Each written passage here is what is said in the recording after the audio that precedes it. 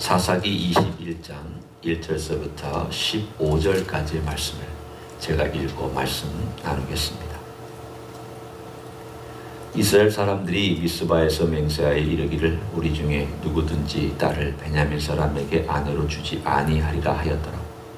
백성이 베델에 이르러 거기서 저녁까지 하나님 앞에 앉아서 큰 소리로 울며 이르되 이스라엘의 하나님 여호와여 어찌하여 이스라엘에 이런 일이 생겨서 오늘 이스라엘 중에 한 지파가 없어지게 하시나이까 하더니 이튿날에 백성이 일찍 일어나 거기에 한 제단을 쌓고 번제와 화목제를 드렸더라. 이스라엘 자손이 이르되 이스라엘 온 지파 중에 총회와 함께하여 여호와 앞에 올라오지 아니한 자가 누구냐 하니 이는 그들이 크게 맹세하기를 미스바에 와서 여호와 앞에 이르지 아니하는 자는 반드시 죽일 것이라 하였습니다. 이스라엘 자손이 그들의 형제 베냐민을 위하여 뉘우쳐 이르되 오늘 이스라엘 중에 한 지파가 끊어졌도다. 그 남은 자들에게 우리가 어떻게 하면 아내를 얻게 하리요? 우리가 전에 여호와로 맹세하여 우리의 딸을 그들의 아내로 주지 아니하리라 하였도다. 또 이르되 이스라엘 지파 중 미스바에 올라와서 여호와께 이르지 아니한 자가 누구냐고 본즉 야베스 길랏에서는 한 사람도 진영에 이르러 총회에 참여하지 아니하였으니 백성을 계수할 때에 야베스 길랏 주민이 하나도 거기 없음을 보았음이라. 회중이 큰 용사 12,000명을 그리로 보내어 그들에게 명령하여 이르되 가서 야베스 길랏 주민과 부녀와 어린아이를 칼날로 치라. 너희가 행할 일은 모든 남자 및 남자와 장 여자를 진멸하여 바칠 것이니라 하였더라.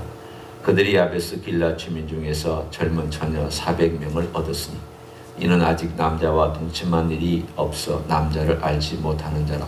그들을 실로 진영으로 데려오니 이곳은 가나안 땅이더라.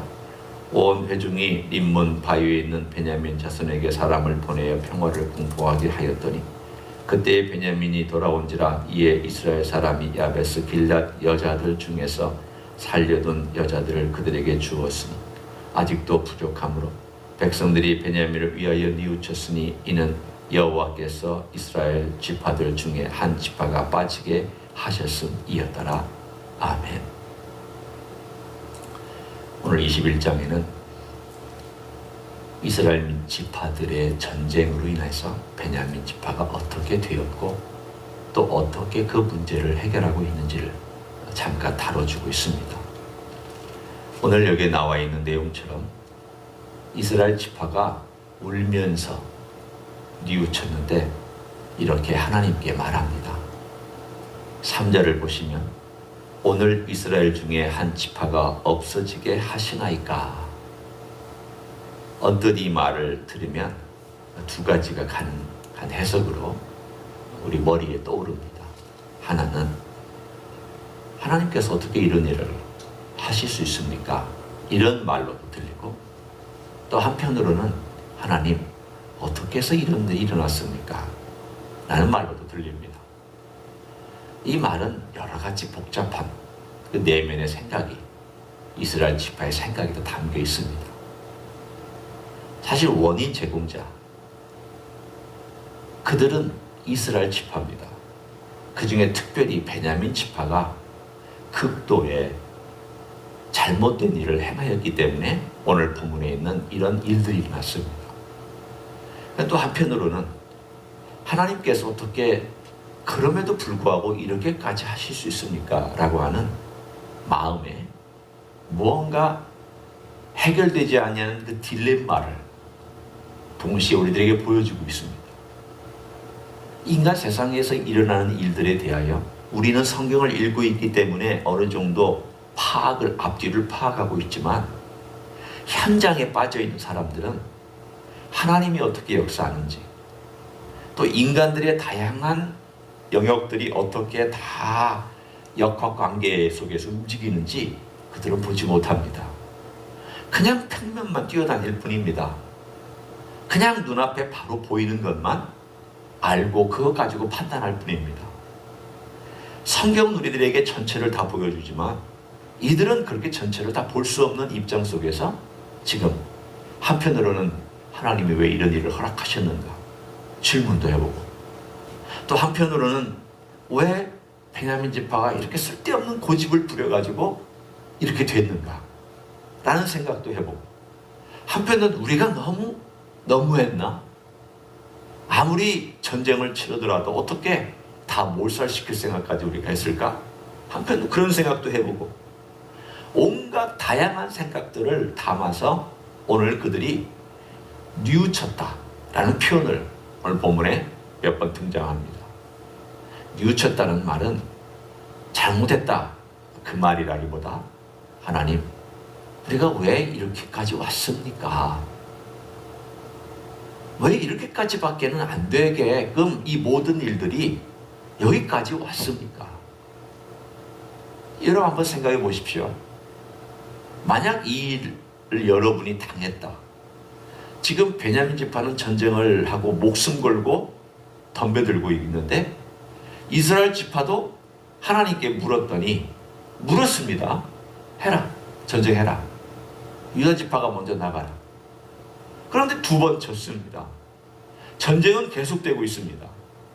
전쟁이 계속되고 있으니까 뭐 화평하자, 평화하자 이런 지금 상황도 아닙니다. 전쟁이 치열하게 진행되고 있는 상황은 결국은 내가 저 사람을 죽이지 아니하면 저 사람이 나를 죽이는 이런 막다른 골목이기 때문에 선택이 별로 없습니다. 전쟁이라는 것이 눈이 있고 귀가 있고 양심이 있고 내가 저 사람 불쌍히 여기는 그런 것이 전혀 아니기 때문에 결국은 막다른 골목까지 갈 수밖에 없었습니다. 그러나 전쟁이 끝나고 나면 사람들은 뒤를 돌아봅니다. 어떻게 해서 이렇게 된다? 1차 세계대전 전쟁을 치르고 나서, 아니 우리가 어떻게 해서 이렇게 된다? 2차 세계대전 전쟁을 치르고 나서 우리가 왜 이렇게까지밖에 안 된다? 그러나 그 내용을 보면 또 전쟁을 치르지 않으면 안 되는 상황이었기 때문에, 만약에 전쟁을 치르지 않았더라면 전체가 다 낫제에 의해서 정복되는 그런 어쩔 수 없는 상황이기 때문에 오늘 본문과 비슷한 상황이 이 세상에 계속 벌어지고 있다는 것을 보여줍니다. 그만큼 사사시대나 이 시대나 인간이 가지고 있는 이 역사라는 것이 얼마나 모순되며 얼마나 죄악과 죄악이 충돌하고 있는지, 그리고 인간의 한계와 인간의 무지함과 인간의 그 고집스러움이 충돌하고 있는지, 그 이야기를 사사기는 하나의 가감이 없이 그대로 다 보여주고 있습니다. 이게 인간 역사라는 뜻입니다. 이걸 축소시키면 이게 가정사라는 얘기입니다. 이걸 좀 더 축소시키면 이게 한 개인의 이야기입니다. 우리 개인이 내 안에서도 전쟁이 있고, 가정의 식구들 안에도 뭐 전쟁까지는 아니라 할지라도 갈등이 있고, 또 넓게 사회나 민족과 나라들을 보면 이런 일들 계속해서 일어납니다. 결국 인간 역사 속에 이 현실을 보여주면서 오늘 본문의 21장에서 나와 있는 20장과 21장에 나와 있는 이야기는 명확하게 몇 가지 사실을 우리들에게 선포하고 있습니다. 첫째는 하나님께서 보고 계신다. 하나님께서 이 모든 것을 카운트하고 계신다는 뜻입니다. 이 전쟁 가운데 가만히 보면 베냐민이 그 악한 일을 행할 때 하나님 살아계시지 않는 것 같습니다. 아니 하나님께서 그 악을 좀 막아주실 수도 있지 않습니까? 왜 그 악한 일이 일어나도록 하나님은 가만히 계셨습니까? 우리는 여러 가지 질문을 할 수 있습니다. 한 장면을 보면 하나님이 살아계시지 않은 것 같고 하나님이 역사하지 않는 것 같습니다. 그러나 우리는 한 장면만 보는 게 아니라 전체 장면 중에 하나님이 어떻게 그들을 지켜보고 있는지, 그들이 어떤 선택을 하고 있는지, 이 선택 때문에 어떤 결과를 그들이 지불해야만 했는지, 이 과정 속에서 하나님은 살아서 역사하고 계십니다. 분명한 하나님의 역사가 있습니다. 하나님께서 사람들을 안 보내셨겠습니까? 하나님께서 사사를 안 세우셨습니까? 하나님께서 영적인 지도자를 안 보내셨습니까? 계속 보냈습니다. 계속 하나님께서 말씀해 주셨습니다. 안 듣습니다. 고집 피웁니다. 내 마음대로 해보겠다, 끝까지 가보겠다고 합니다. 그러시면 하나님께서 그래, 네 마음대로 해봐, 놔두십니다. 놔두시면 오늘 본문의 베냐민 지파와 같은 일이 생깁니다. 우리는 한편으로 생각할 때 어떻게 그런 불행한 일이 내 사람에게 생겼는고, 어떻게 그 불행한 여자는 그렇게 비참하게 죽었는고, 우리는 한 개인을 생각할 때 가슴 아프게 생각하고 이건 정말 말도 안 되는 막장 드라마다라고 생각합니다. 그러나 이렇게 생각해 보십시오. 이런 사건이 베냐민 지파에서 딱 하나만 일어났겠습니까? 동성애와 동성 관계를 형성하고 있는 베냐민 지파의 사람들이 꼭 그 한 번만 그런 일들을 벌였겠습니까? 아닙니다. 그런 일은 언제든지 얼마든지 일어날 수 있었던 사건이었습니다. 이미 일어났을 수도 있습니다. 비슷한 사건들이. 그런데 그들이 두려워서 아무 말도 못하고 아무 신고도 못하고 충분히 있을 수 있는 그런 상황이었습니다. 그들 안에는 동성애가 만연했습니다. 그들 안에는 폭력이 만연해 있었습니다. 그들 안에는 집단적으로 몰려다니면서 이 집단이 결정하는 게 옳다라고 하는 것을 따라갈 수밖에 없었습니다. 왜? 힘이 셌으니까. 권력과 힘을 가지고 있으니까. 무리의 권력을 가지고 있었으니까. 그 선량한 사람들은 거기에 아무런 반응을 하지 못했습니다. 하나님께서 보고 계셨습니다. 베냐민 지파가 하는 이 모든 악행과 음행과 그리고 우상숭배와 모든 것들을 하나님께서 지켜보시다가 그것을 수면 위로 드러내신 겁니다. 너희들이 이런 인생이다. 베냐민 지파가 이런 일을 행하였다. 베냐민 지파의 악행은 이런 것이라. 우리의 삶하고도 참 비슷하지 않습니까? 우리의 삶이 어떤 선택을 딱 하게 될 때에는 그 선택은 어느 날 내가 실수로 선택한 게 아닙니다. 이 선택은 평상시에 납니다. 내가 어느 날 누군가의 거친 말을 했다면 그게 평상시에 나지, 어느 날 제가 말을 조금 실수했습니다, 그거 아닙니다. 내가 누군가를 정죄했다면 어느 날 제가 좀 정죄하게 됐네요, 그 사람이 하도 그러니까 제가 어떻게 정죄하는 말을 했습니다, 그거 아닙니다. 내가 평소에 어떤 사람이냐가 그게 나오도록 되어 있습니다. 언제든지 나올 수 있는 상황인데 그때 나온 것입니다. 언제든지 실수할 수 있었는데 그때 실수한 것입니다. 내가 평소에 하던 습관이 그때 튀어나온 겁니다. 그게 인생입니다. 베냐민 지파는 그들이 평소 하는 것이 하나님께서 놔두셨습니다.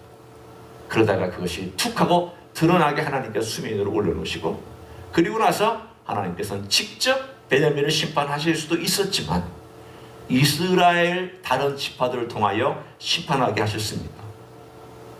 왜 그렇습니까? 봐라, 너희들 안에도 이런 일이 있으며 너희들 안에 이런 일이 어떻게 심판으로 다가오는지 너희들도 직접 너희들의 몸으로 부대끼면서 경험하라는 겁니다. 하나님이 심판하셨으면 사람들은 이렇게 생각할 겁니다. 저 사람들이 뭐 때문에 저렇게 심판받았어? 제대로 알지도 못하고 제대로 경험하지 못하고 자기의 몸으로 부딪히면서 체험하지 못했을 것입니다. 그런데 전쟁에 나가서 자기들이 죽고 28,000명, 12,000명 두 차례에 걸쳐서 죽고 나니까 그들도 겸손해졌습니다. 그리고 하나님께 제사를 드립니다. 하나님께 예배합니다. 하나님 어떻게 하면 좋겠습니까? 결국 인간은 실패해봐야, 아파봐야, 그리고 패배해봐야 내 자신 속에 있는 문제점을 보기 시작하고 하나님을 그때서야 찾습니다. 이스라엘 민족이 이 전쟁 와중에 하나님을 찾게 된 것이 우연이라고 생각하십니까? 아닙니다. 우연이 아닙니다. 하나님은 이 전쟁 중에도 나를 찾게 만드셨습니다. 너희들 평소에 우상 숭배하지 않았느냐? 평소에 너희들 하고 싶은 대로, 사사기 맨 마지막에 나와 있지 않습니까? 소견에 옳은 대로 행하였더라. 자기 하고 싶은 대로, 자기 생각하고 싶은 대로 살았던 12지파가 다 그렇게 살았습니다. 다 도토리 기적입니다. 그런데 그 중에서 베냐민 지파는 하나 플러스 원이 있었습니다. 다 악했는데 고집스러웠습니다. 인정할 줄을 몰랐습니다. 잘못을 절대 고백하지 않았습니다. 하나님께서 심판해라. 그래서 결국 하나님의 지켜보심과 심판의 역사가 사사기에는 면면히 흐릅니다. 그런데 그게 바로 우리 때문이라는 겁니다. 나 때문이라는 겁니다. 그 책임이 나에게 있다는 것을 계속 고발합니다. 바로 너가 문제다. 이건 너가 평소에 가지고 있는 너의 삶이다. 네가 이런 말을 하고 있는 것은 바로 너가 그렇기 때문이다. 네가 이 죄를 범한 것은 바로 그런 것 때문이다. 사사기는 우리를 고발하는 자입니다. 계속 고발합니다. 이게 네 모습 아니냐? 혹시 이게 네 모습 아니냐? 네 모습 아니다. 그러나 그 하나님의 심판 가운데 사사기에 또 더 강력하게 흐르고 있는 또 하나의 측면이 있습니다. 그건 바로 하나님의 은혜입니다. 이런 죄에도 불구하고, 이런 베냐민 지파의 막장 드라마에도 불구하고 고집스럽고 자기들이 옳다라고 끝까지 주관하면서 600명밖에 안 남도록 목숨 걸고 싸우는, 도대체 이게 뭡니까? 하나님 백성으로서 어떻게 이런 일이 나올 수가 있습니까? 이게 있다는 겁니다. 우리에게도 있다는 겁니다. 우리에게도. 그런데 하나님이 그 베냐민 지파 600명 남은 가운데에도 하나님께서 그들 안에 뉘우치게 하는 마음과, 어떻게 하면 되겠습니까? 하나님, 나머지 지파들이 하나님 아버지 앞에 또 눈물을 흘리고 울고 뉘우치고 전쟁을 치르면서 가졌던 그 잔인함 때문에 막 슬퍼하고, 600명밖에 남지 않았는데 우리가 절대 저들에게는 우리의 딸들을 주지 않겠다고 맹세한 것 때문에 줄 수는 없고, 오늘 그래서 그 600명에게 전쟁에 참여하지 아니하는 이스라엘 지파 중에 한 어떤 도시의 그곳을 처단하고 거기에서 딸들을 데려다가 400명 얻고, 또 실로에서 춤추는 여인들을 몰래 가서 데려다가 200명을 얻어서 그 600명의 남자에게 600명의 처녀를 붙여준 사건의 이야기가 오늘 뒤에 쭉 나옵니다. 맨 마지막에 이 이야기는 우리들에게 이걸 얘기하죠. 그때에 이스라엘의 왕이 없으므로 사람이 각기 자기의 소견에 옳은 대로 행하였더라. 인간의 현실을 고발하지만, 그러나 하나님 아버지 앞에서 오늘 그 600명이라고 하는 사람에 대해서 600명의 처녀를 붙여준 이 사건은 우리들에게 뭘 암시하고 있겠습니까? 하나님께서 소수의 남은 자를 보존하시고, 그 남은 자를 통하여 하나님께서 또 어떤 영광을 받으실지에 대하여 그 스토리를 계속 이어가고 계시는 하나님의 인자와 자비와 긍휼에 대해서 넌지시 얘기해 줍니다. 에레미야애가 3장 22절 23절에 이렇게 나옵니다. 하나님의 자비와 긍휼이 무궁하심으로 우리가 진멸되지 아니함이니이다. 이것이 아침마다 새로우니 주의 성실하심이 크도소이다. 우리는 어떤 때 일어날 때에 다양한 말씀을 생각하면서 일어납니다. 어떤 때는 참 감사하다 그러면서 하나님 말씀의 이 부분이 생각날 때도 있습니다. 어떨 때는 저는 또 일어날 때 에레미야의 3장 22, 23절이 머릿속에 떠오르면서 일어날 때가 있습니다. 아, 오늘 하루도 주님께서 내 생명을 연장해 주셨구나. 오늘도 내가 진멸당하지 아니하고 이 자리에서 일어날 수 있었구나. 그러면서 일어나서 하나님 오늘도 간밤에 저를 데려가시지 아니하고 아침에 일어나서 이렇게 활동할 수 있게 해주셔서 고맙습니다. 데려가셔도 감사하지만 또 이 땅에서 진멸되지 아니하고 또 주님 앞에서 살아갈 수 있는 것이 감사하고 여호와의 인자하시와 자비와 긍휼이 무궁하시다. 여호와의 성실하심이 크시다. 라고 하는 고백을 하면서 일어납니다. 오늘 이거 600명이라고 하는 사람, 600가정.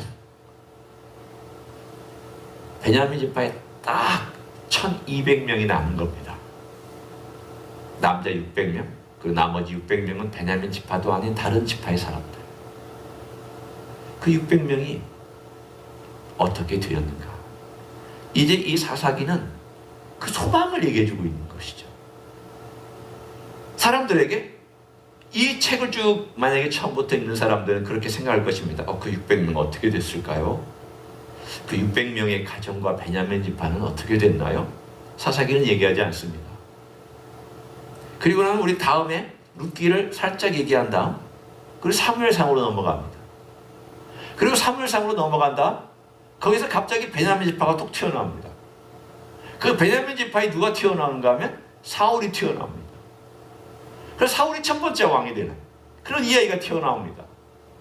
그래서 이 사울이 왕이 실패하긴 했지만 베냐민 지파가 이스라엘 역사에 통일 왕국을 이루는 데에 어떤 면으로는 지대한 역할을 합니다.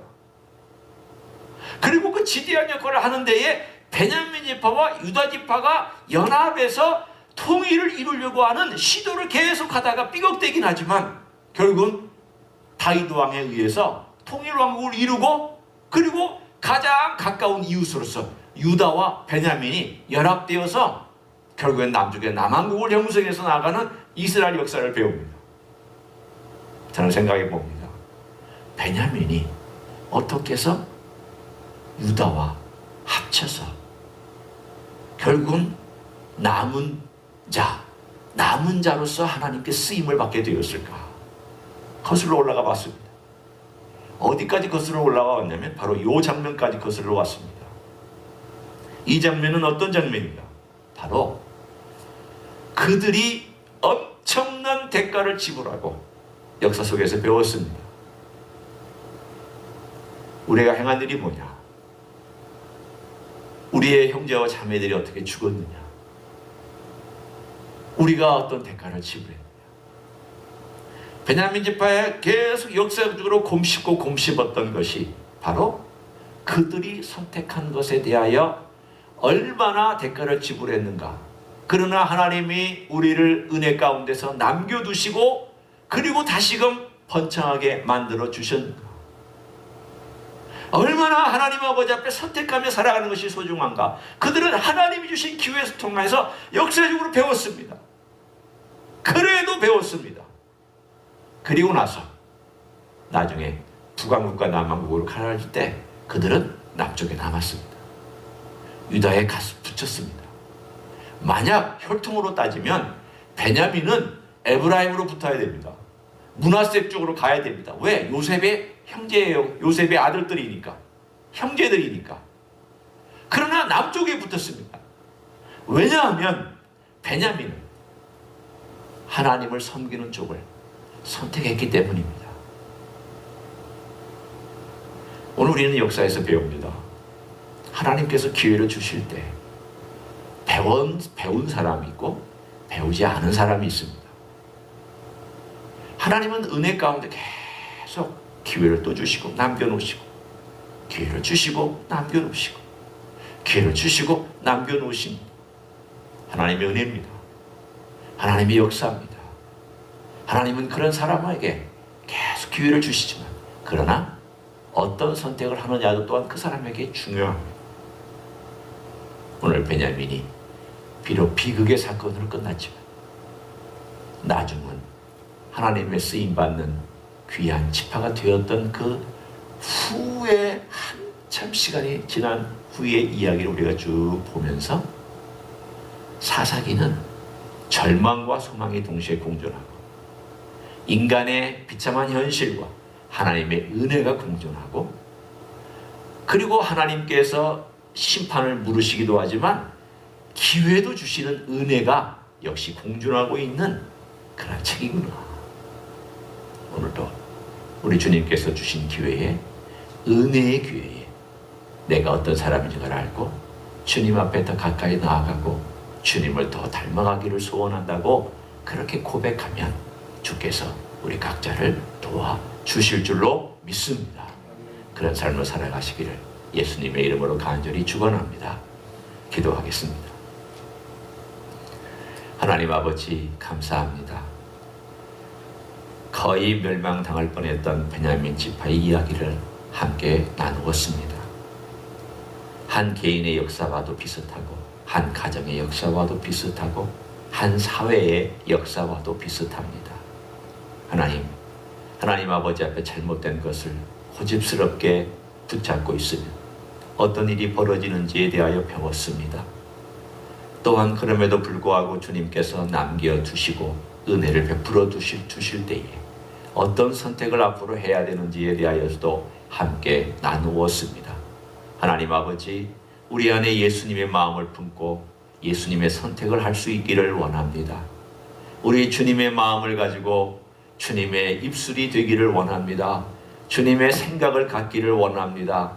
주님의 마음의 자세와 태도를 갖기를 원합니다. 주님처럼 우리가 살아갈 수 있기를 원합니다. 주여, 우리 안에 그러한 놀라운 일들이 있도록 주께서 위로부터 허락하시고 은혜를 내려 주시기를 원합니다.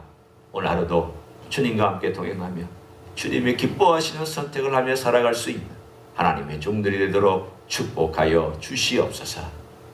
이제는 우리 구주 예수 그리스도의 은혜와 하나님 아버지의 극진하신 사랑과 성령 하나님 교통하심의 역사가 하나님의 은혜와 하나님의 엄중하심과 하나님께서 인도하심과 또 하나님께서 책임을 물으심과 이런 모든 일들 가운데서 우리 주님을 더 배우고 주님 앞에 더 나아가고 믿음의 선택을 하기를 소원하는 가정에 세배드리는 종들 위에와 이 자리에 참여한 종들 위에와 주임지 희스교회 위에와 이민교회들과 한국교회들과 선교사님들 위에 이제로부터 영원히 함께 하실지어다.